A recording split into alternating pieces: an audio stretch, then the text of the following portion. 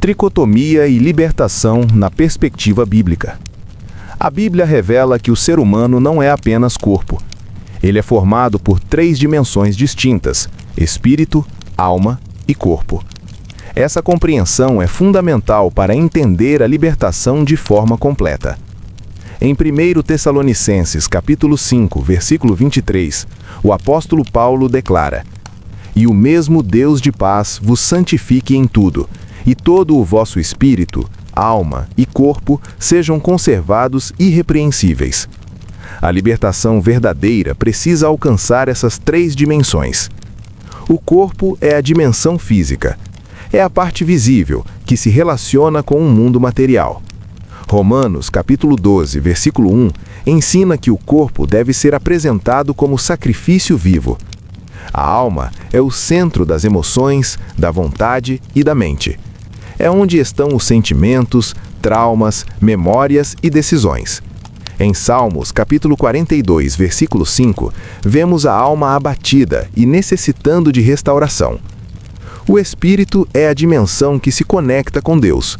Em João, capítulo 4, versículo 24, Jesus Cristo ensina que Deus é espírito e importa que os que o adorem em espírito e em verdade.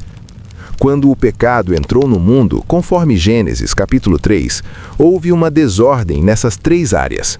O espírito foi separado de Deus, a alma foi afetada e o corpo se tornou sujeito à morte. Por isso, a libertação não pode ser superficial. Ela precisa ser integral. No espírito ocorre a regeneração. Em Efésios, capítulo 2, versículo 1, declara que estávamos mortos em delitos e pecados, mas fomos vivificados. A libertação espiritual acontece quando há novo nascimento. Em João, capítulo 3, versículo 5, Jesus Cristo ensina que é necessário nascer da água e do espírito. Na alma, acontece o processo de cura e transformação. Romanos, capítulo 12, versículo 2, fala sobre a renovação da mente. A alma precisa ser alinhada com a verdade de Deus. Muitas prisões permanecem porque estão na mente, nas emoções e na vontade. Feridas, traumas e mentiras precisam ser confrontadas pela palavra. No corpo, a libertação se manifesta em práticas e comportamentos. 1 Coríntios, capítulo 6, versículo 19, ensina que o corpo é templo do Espírito Santo. Isso mostra que a libertação também envolve disciplina, santidade e escolhas diárias. Durante o ministério de Jesus Cristo, vemos a atuação nas 3 dimensões. Ele perdoava pecados, restaurando o espírito, ele curava emoções e identidades, restaurando a alma, e também curava enfermidades e expulsava demônios, impactando o corpo. Em Marcos, capítulo 5, vemos um homem completamente dominado. Após o encontro com Jesus, ele é encontrado assentado, vestido e em perfeito juízo.